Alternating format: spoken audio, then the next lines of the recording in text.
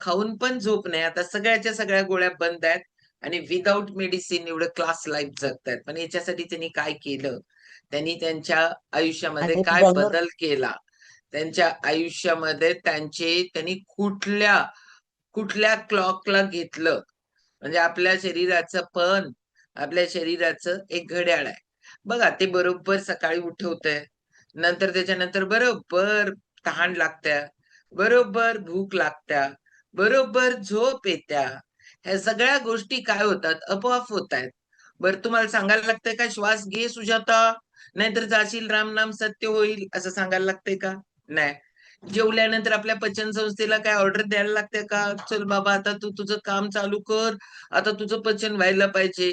सकाळी उठल्या उठल्या पोट साफ करायला सूचना करायला लागत्या का? नाही. बॉडी हे सगळं कशावर करत्या? ह्याच्यासाठी काय महत्वाचं आहे आणि काय आहे असं बॉडीमध्ये की ज्याच्यामुळे या सगळ्या क्रियांमध्ये सुसंवाद आहे, संवाद आहे. नुसता संवाद आणि नाहीये, सुसंवाद आहे. माझ्या मिस्टरांचाही वनिता ताई, अनुभव आता सांगते. आता नेक्स्ट टाइम. हा. ओके. कारण आता आपल्याला टॉपिककडे चाललोय आपण. याच्यामुळं आपल्याला ना जो संवाद आणि तो सुसंवाद नसेल तर काय चॅलेंज येत आहेत, ह्या सगळ्या गोष्टी आपण जाणून घेणार आहोत. आताचा विषय आहे डॉक्टरांचा. भाग्यवान आहोत आपण. घ्या शाबासकी एकदा स्वतःला. 20 मिनिटं डॉक्टरांचं ऐकायला भेटणार आहे. 700 रुपयाने 1000 रुपये केस पेपर केला तरी सुद्धा भेटत नाही. पण इथं तुम्हाला भेटणार आहे. आणि सगळ्यात त्याच्याही पेक्षा भाग्यवान काय माहितीये का? पेशंटला नव्हे, आपल्याला काही चॅलेंजच नाहीये, तरी आपल्याला 20 मिनिटं डॉक्टर आपल्या बरोबर बोलणार आहेत आणि आपल्या घरात येऊन. त्यामुळे म्हणून शाबासकी घ्यायला सांगितली. घेतली नसेल तर घ्या. स्वतःच्या बॉडीला कधी शाबास म्हणत नाही आपण. त्यामुळं जाऊ आपण आता डॉक्टर नेहा जाधव ताईंच्याकडे. जोरदार क्लॅप करणार आहोत. सुमित सर ऑल म्यूट टाका. Yes sir. मॅडम अनम्यूट करा. Good morning all. मी डॉक्टर नेहा जाधव. मी कोल्हापूरचीच आहे. गेली 1 वर्ष झाले मी शतायुषी फॅमिली बरोबर जॉईन आहे. मी जॉईन झाले हे माझं आणि माझ्या मुलाचं वाढलेलं वजन यासाठी. आम्ही जॉईन झालो, 40 दिवसाची मॅरेथॉन स्टार्ट झाली. मी पहिल्या 40 दिवसातच 10 किलोचा फॅट लॉस, माझ्या मुलाने जवळजवळ 15 किलोचा फॅट लॉस केला. आणि जसं जसं वजन कमी झालं, हे फ्युएल आम्ही घ्यायला लागलो, तसं तसं बॉडीमध्ये जी वेगवेगळे सिम्पटम्स दिसायला लागले, त्यातनं जे आम्हाला आजार होते त्यातनं आम्ही रिव्हर्स यायला लागलो. मला काय होतं की माझ्या फ्रोझन शोल्डर होतं, केस प्रचंड गळायचे, झोप लागायची नाही. सगळ्यात महत्वाचं आता वनिताताईंचं होतं ना, तसं पण एवढी नाही, पण रेग्युलर जी झोप, स्कूल अँड काम झोप पाहिजे ती झोप लागायची नाही. परत मला फंगल इन्फेक्शनचा त्रास होता, जो 8 वर्षाचा फंगल इन्फेक्शनचा त्रास होता. पण जसं जसं मला हे फ्युएल मी घ्यायला लागले, तसं माझं बॉडी रिकव्हर व्हायला लागली आणि माझा फंगलचा त्रास हा 20 ते 21 दिवसातच पूर्णपणे गेला. आणि टाच दुखत होती, कंबर दुखत होती, ह्या सगळ्या गोष्टी कमी होत गेल्या आणि त्यातनं मी पूर्णपणे बाहेर आले. आता एक मी हेल्दी लाईफ जगते. हे हेल्दी लाईफ जगण्यासाठी आपलं जे शेड्यूल आहे, आता डॉक्टर आहे, ऍज अ डॉक्टर माझं शेड्यूल इतकं बिघडलेलं होतं की माझे उठायची वेळ, झोपायची वेळच माझी 2 आणि मग उठणार कुठे मी लवकर, असंच आहे ना. दिवसभराची जे आमचे अवर्स असतात, म्हणजे ओपीडी अवर्स, सकाळचे संध्याकाळचे, हे इतके विचित्र असतात की सकाळचा नाश्ता कधी करायचा आणि आल्यानंतर दुपारचं जेवण कधी करायचं, ह्या सगळ्या वेळात सगळ्या विस्कटलेल्या होत्या. त्यामुळे त्याचाच परिणाम आयुष्यावर होतो, आपल्या शरीरावर होते, आपल्या आरोग्यावर होते. तर आपण बोलणार आहोत आज घड्याळाबद्दल. आपण आपल्या हातात घड्याळ घालतो, मोबाईलमध्ये घड्याळ आहे, घरात जवळजवळ सगळ्याच रूम्स मध्ये भिंतीवर घड्याळ असतंच आणि या घड्याळाभोवतीच आपली दिनचर्या चालू असते. पण या सगळ्या घड्याळांपैकी सगळ्यात महत्वाचं आणि आपल्याला डोळ्यांनी न दिसणारं, पण तितकंच त्याच्याकडे आपण दुर्लक्ष करत असणारं घड्याळ आहे आणि त्याच घड्याळाबद्दल आपण आज बोलणार आहोत. आणि ते म्हणजे आपल्या शरीरात असणारं, आपल्या शरीराचं जैविक घड्याळ. आता काय आहे जैविक घड्याळ? पृथ्वीवरचं जीवन हे 24 तासांचं असतं. 12 तास रात्र, 12 तास दिवस. पृथ्वीवरचे सगळेच सजीव, मग ते पशु, पक्षी, प्राणी, नदी, तलाव, समुद्र, झाडं, माती, ह्या सगळ्या गोष्टी, अगदी मनुष्य प्राणी सुद्धा या 24 तासांच्या घड्याळावर अवलंबून असतो. पण प्रत्येक सजीवाचे त्याच्या शरीराचे स्वतःचे एक आंतरिक घड्याळ असते. प्रत्येक सजीवाच्या प्रत्येक अवयवांचे किंबहुना प्रत्येक पेशीचं एक विशिष्ट आंतरिक घड्याळ असतं. त्याला एक विशिष्ट रिदम असतो. त्यालाच आपण म्हणतो जैविक घड्याळ आणि त्यालाच आपण म्हणतोय की सर्कॅडियन रिदम. आता हा रिदम आपल्या प्रत्येक पेशीचं कार्य एका ठराविक वेळेला, आता मॅडमनी मगाशी सांगितलं की प्रत्येक वेळी प्रत्येक कार्य हे सेट केलेलं असतंय अगोदरच, आपल्या बॉडीमध्ये अगोदरच सेट केलेलं असते. हे घड्याळ आपल्या शरीरातली प्रत्येक क्रिया, जसं पचन आहे, शोषण आहे, पोषण आहे, शरीराचं टेम्परेचर आहे, मेटाबॉलिझम आहे, ऊर्जा निर्मिती आहे, ह्या सगळ्या गोष्टी आहे ना, ह्या सगळ्या गोष्टी कंट्रोल करत असते. फक्त मनुष्यामध्येच नाही तर पशु पक्षी वनस्पती यामध्ये सुद्धा त्यांच्या डीएनए मध्ये त्यांचे घड्याळ हे ऑलरेडी सेट केलेले असते.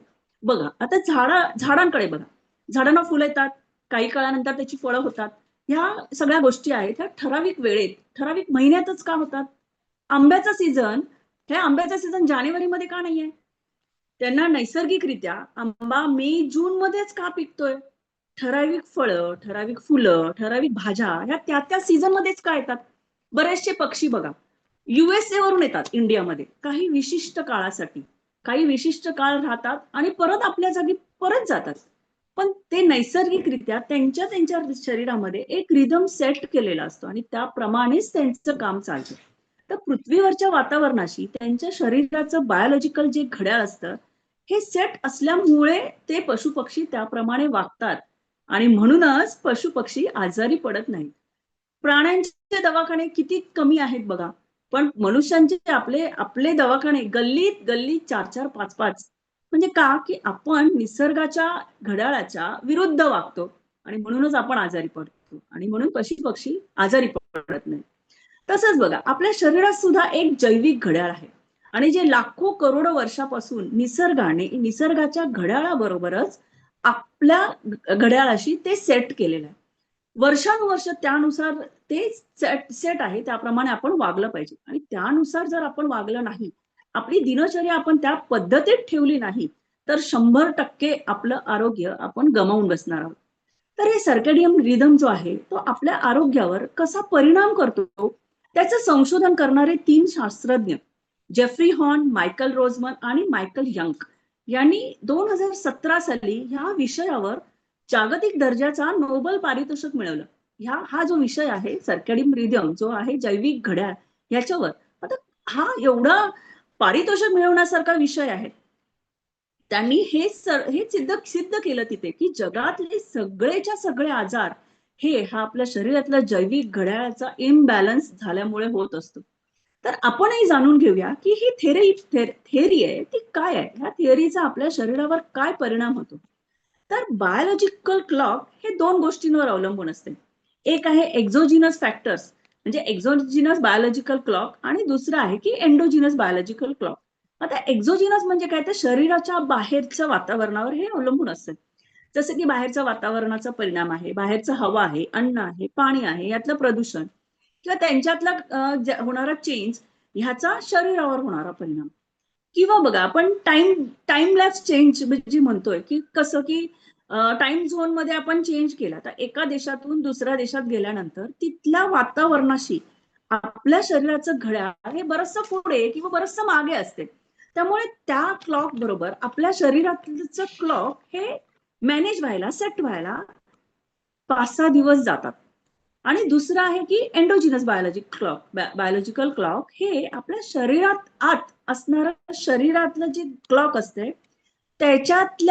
त्याचे जे घडामोडी आहेत जसं मेटाबॉलिझम आहे, फूड इनटेक, फूड डायजेशन, झोप, मानसिक स्वास्थ्य ह्या सगळ्या गोष्टींवर अवलंबून असते. म्हणजे ह्या सगळ्या गोष्टी चेंज केल्या की आपलं आतलं घड्याळ बिघडणार आहे. तर शरीरातलं हे घड्याळ आहे बाहेरच्या घड्याळावर अवलंबून असतं, बरोबर. तर दिवसाचे जे 24 तास आहेत ना, हे 24 तास शरीरातल्या प्रत्येक अवयवांना प्रत्येकाच्या कामासाठी 2-2 तासांनी विभागून दिलेले आहेत. त्या वेळेत त्या अवयवांचं काम हे मॅक्झिमम होत असते. त्या ऑर्गनला त्या वेळेमध्ये मॅक्झिमम ब्लड सप्लाय असते आणि त्या पर्टिक्युलर वेळात ना त्या ऑर्गनचं काम अगदी पीक लेवलने अगदी फास्ट मध्ये चालत असते.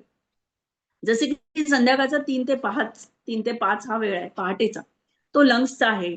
5 ते 7 मोठ्या आतड्यांचा आहे, 7 ते 9 आमाशय वगैरे, असं हे वेगवेगळे वेगवेगळे टाइम दिलेले आहेत. रात्रीचा 10 ते 3 हा वेळ आपल्याला गॉल ब्लॅडर आणि लिव्हर ह्यांना दिलेला आहे. आता रात्रीची 10 ते 3 ची वेळ ही इतकी महत्वाची आहे. आपल्याला शेटे सर, प्रसाद सर कायम सांगतात की ही झोप किती महत्वाची आहे. आता आपण ताईंचं बघितलंच की त्यांना कितीतरी वर्ष झोप नव्हती. ह्या झोपेचाच त्यांच्या शरीरावर इतका वाईट परिणाम झाला की त्यांना पॅरालिसिस म्हणा किंवा स्लीपमुळे होणारे इतके सगळे आजार, त्यांचे चॅलेंजेस त्यांना शरीराला सहन करायला लागले. तर ही झोप खूप महत्वाची आहे. 10 ते 3 ची झोप, ज्या वेळेला आपली ही वेळ आपण लिव्हरला दिलेली आहे निसर्गाने. तर ही जर दिवसभरातले जे टॉक्सिन्स आहेत, शरीर टॉक्सिन्स प्रत्येक सेकंदाला तयार करत असते आणि हे टॉक्सिन शरीरातनं बाहेर काढायचं काम म्हणजे डिटॉक्सिफिकेशनचं काम जेव्हा आपण झोपतो त्यावेळेलाच लिव्हर करू शकते.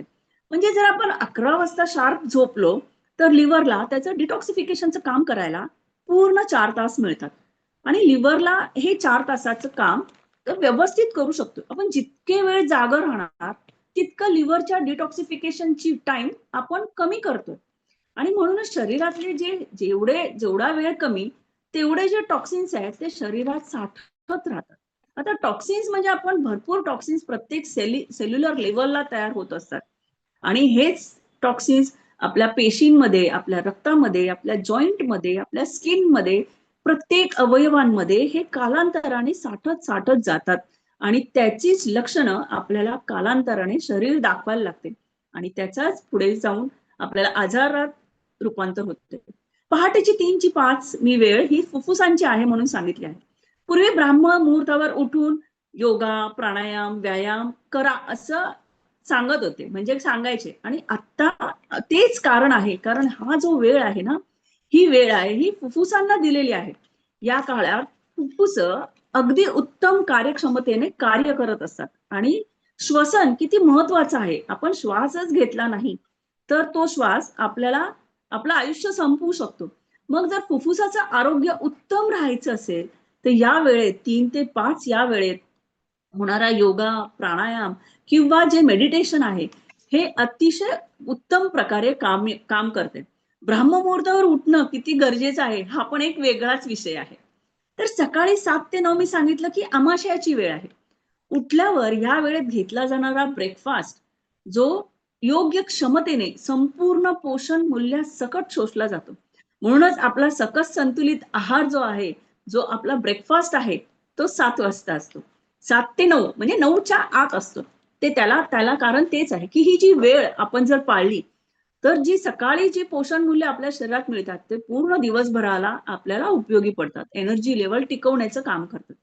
आता हे जे घड्याळ आहेत ना, ते प्रत्येक सेलमध्ये आहे मी तुम्हाला सांगितलं. तर त्याचा बॉस जो आहे ना, तो सेंट्रल क्लॉक जे असते ते ब्रेनमध्ये असते.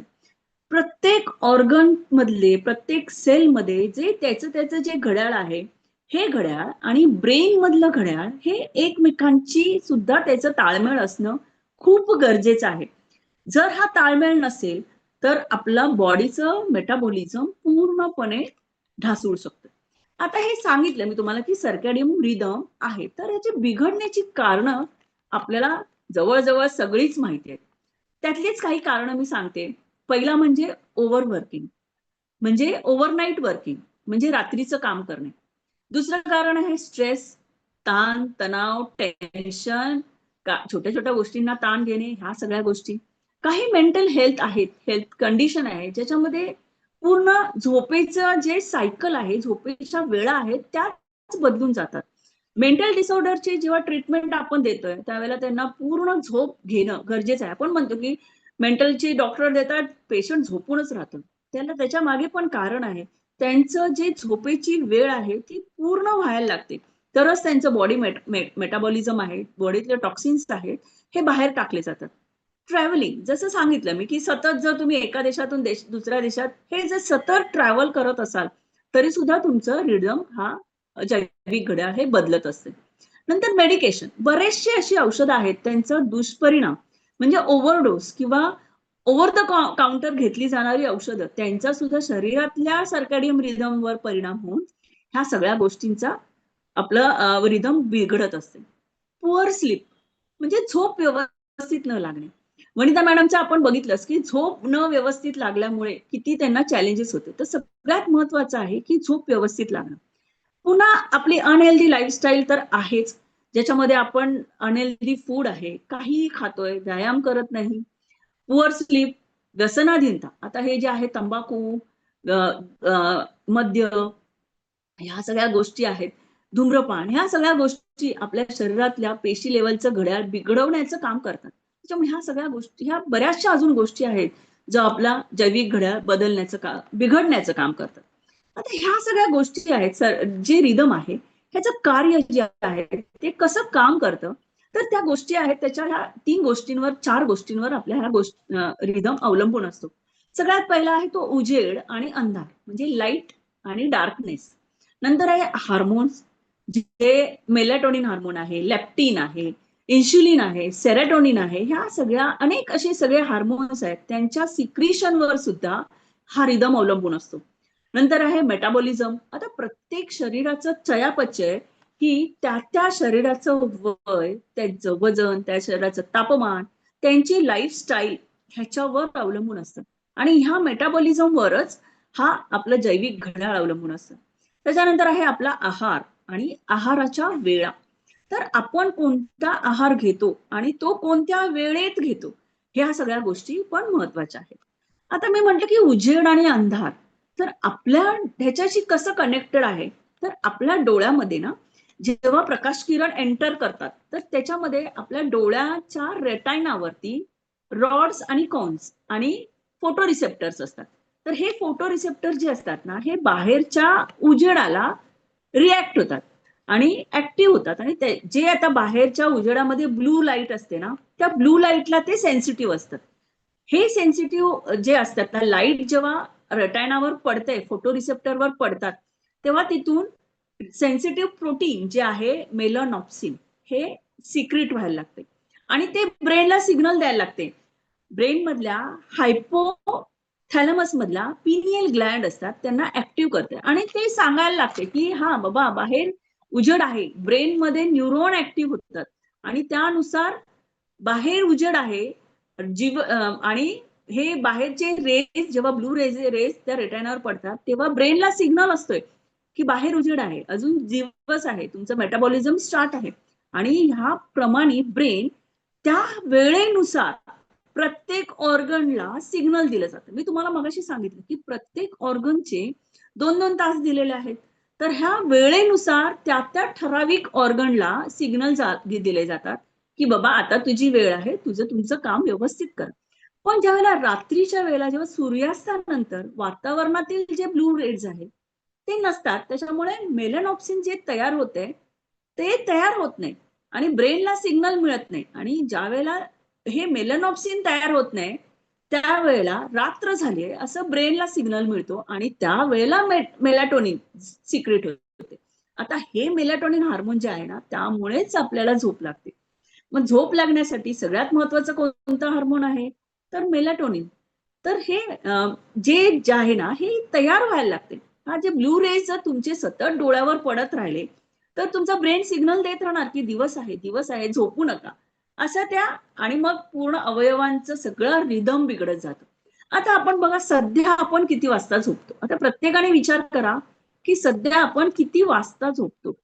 टीव्ही, मोबाईल, कॉम्प्युटर यातून येणारे ब्लू लाईट हे ब्रेनला सतत सिग्नल देत राहतात, दिवस आहे, दिवस आहे. मेलनॉप्सिन सिक्रिट होत राहते, मेलाटोनिन सिक्रिट होतच नाही, त्यामुळे झोप लागत नाही. जेवढं तुम्ही स्क्रीन टाइम वाढवणार तेवढं तुमचा दिवसच राहणार आहे. म्हणजे ब्रेनसाठी तर दिवसच राहणार आहे, बाहेर रात्र होऊ दे, पण ब्रेनला सिग्नल मिळत राहते आणि मग हे रिदम बिघडत जाते, अवयवांचं रिदम बिघडत जाते आणि मग एक एक एक एक आजार वर काढायला लागतात. हे रिदम बिघडण्याचं आणखीन एक कारण आहे आपला आहार आणि आहार घ्यायच्या वेळा, जे मी मगाशी बोलले. सतत काही ना काही खात राहायचं, सतत काही ना काहीतरी तोंडात टाकायचं. अगदी छोटासा शेंगदाण्याचा दाणा जरी तोंडात टाकला, ब्रेनला माहित नसते की तुम्ही काय खाताय. पण त्याला सिग्नल जातोय की हा काहीतरी गेलंय, आलंय तोंडामध्ये. मग स्टमकला सिग्नल मिळतोय. स्टमकला सिग्नल मिळाला की गॅस्ट्रिक ज्यूस सिक्रेट होतात. पॅनक्रियाजला सिग्नल जातो. पॅनक्रियाज इन्शुलिन सिक्रेट करते. ब्लडमध्ये इन्शुलिनचं प्रमाण वाढते. आता वारंवार जेव्हा आपण खात राहतोय, वारंवार इन्शुलिन ब्लडमध्ये यायला लागलं की मग इन्शुलिन रेझिस्टन्स हा एक विषय वेगळाच आहे. त्यामुळे काय काय शरीरामध्ये सगळं डिस्टर्ब होते. शेटे सर ह्याच्यावर कायम ह्याच्याबद्दल आपल्याला सांगत असतात. इन्शुलिन रेझिस्टन्समुळे हे हे आहे ना, इन्शुलिन रेझिस्टन्स हे सगळ्या आजारांचं मूळ आहे. तर आपल्याला जर आपण ह्याच्यावर काम केलं तर आपल्या खाण्यापिण्याच्या वेळा हे गरजेचं आहे की ही वेळ सेट केलं पाहिजे. इंटरमिटेंट फास्टिंग जे आपण शतायुषी फॅमिली शिकवते, हे सगळ्यात महत्वाचे, ज्याच्यामुळे हे आपलं सर्कॅडियन रिदम प्रॉपर ठेवायला खूप मदत करते. जेवणामधलं अंतर किती असावं, कधी जेवण घ्यावं आणि ते जेवण सुद्धा काय घ्यावं, त्यात किती पोषक मूल्य असावे, आपला आहार हा किती सकस संतुलित असावा. 2 वेळेलाच आपण जेवणार आहे, ज्या वेळेत आपण जेवणार आहे, ज्या वेळेला आपला आमाशय स्ट्रॉंग असणार आहे, आमाशयाची वेळ असणार आहे आणि ज्या वेळेला सूर्य असतं, आपण म्हणतो की सूर्याप्रमाणे आपलं रिदम चालत असते. सूर्य जेव्हा डोक्यावर असतो त्यावेळेला आपला पाचकाग्नी हा स्ट्रॉंगली काम करत असते. जाठराग्नी स्ट्रॉंगली काम करत असते. मग ह्या सगळ्या गोष्टी पाळणं हे शतायुषी फॅमिली आपल्याला शिकवते. ज्यावेळेला आपण मॅरेथॉनमध्ये भाग घेतो, weight loss, weight gain, weight मेंटेनचा मॅरेथॉन आहे ती. ज्या वेळेला आपण त्यामध्ये भाग घेतो, आपलं जे सर्कॅडियन रिदम आहे, आपलं जे जैविक घड्याळ आहे, ह्या ज्या आपण त्या पाळल्या प्रॉपर, तर आपलं रिदम हे प्रॉपर व्हायला लागते. आणि रात्रीचं उशिराचं जेवण कशाला घ्यायचं? रात्रीचं उशिराचं जेवण संध्याकाळचं पचायला 4 ते 5 तास लागतात. सगळी ऊर्जा जर ती अन्नपचन करायला जर खर्च झाली, मग ऑर्गन रिपेअर, मेंटेनन्स, डिटॉक्सिफिकेशन कसं होणार आहे? हा सगळा प्रॉब्लेम येणारच आहे. म्हणून आपलं संध्याकाळचं जेवण किंवा संध्याकाळचं जे आपलं न्यूट्रिशन आहे, हे आपण 7ला घ्यायला सांगतो. शतायुषी फॅमिली ह्याच्याबद्दल आपल्याला कायम जागरूकता, अवेअरनेस आणते. सततची जागरणं, सततचं अवेळी खाणं, फास्ट फूड, जंक फूड, पचायला हेवी असणारे पदार्थ आपल्या आहारामध्ये आपण सतत असतो आणि ह्या सगळ्या गोष्टी आपलं हे रिदम आहे, आपलं जैविक घड्याळ आहे, हे सगळं बिघडवण्याचं काम करतात. आणि इथूनच पुढे BP, sugar, thyroid, heart disease, अगदी कॅन्सर सुद्धा ह्या सगळ्या आजारांना आपण नकळतपणे आमंत्रण देतोय. आणि म्हणूनच ह्या सगळ्या गोष्टी टाळल्या पाहिजेत. निसर्गाचे नियम पाळले पाहिजेत आणि शतायुषी फॅमिली आपल्याला निसर्गाचे नियम पाळायला शिकवते. बघा, भिंतीवरचं घड्याळ घ्या. रात्री गपचूप काय करा, 1 तास घड्याळ पुढे लावा. आणि उद्या बघा कसं सगळ्यांची गडबड होते. घरातल्या सगळ्याच लोकांच्या अशी धावपळ होते. मुलांची शाळा बुडणार, मोठ्यांचं ऑफिसला जायच्या वेळा चुकणार, घरातल्या बायकांच्या सगळं कामाचं नियोजन सगळं बिघडून जाते. तसंच आहे, जर आपलं शरीरातलं घड्याळ जर आपण बिघडवलं, तर शरीरातली जी पेशी आहेत त्यांचं पण सगळं नियोजनच बिघडून जाणार आहे. एक ऑर्केस्ट्रा धरा. आता ऑर्केस्ट्रामध्ये कसं सगळीजण वेगवेगळे इन्स्ट्रुमेंट वाजवत असतात, बरोबर? पण प्रत्येक जण हा सुरात वाजवत असतो. पण जर ते एकमेकांना जर कोऑर्डिनेट केले नाहीत, जर कोऑर्डिनेट करून वाजवले प्रॉपर, प्रत्येक वेगवेगळा इन्स्ट्रुमेंट, वेगवेगळं त्यांच्यातलं म्युझिक हे एका सुरात वाजलं तरच आपल्याला म्युझिक ऐकायला येते. आणि जर त्यांचा जर रिदम बिघडला असेल, प्रत्येकाचा वेगवेगळं वाजवत आहेत, वेगवेगळ्या कुठल्याही रिदमने वाजवत आहेत, तर काय होणार?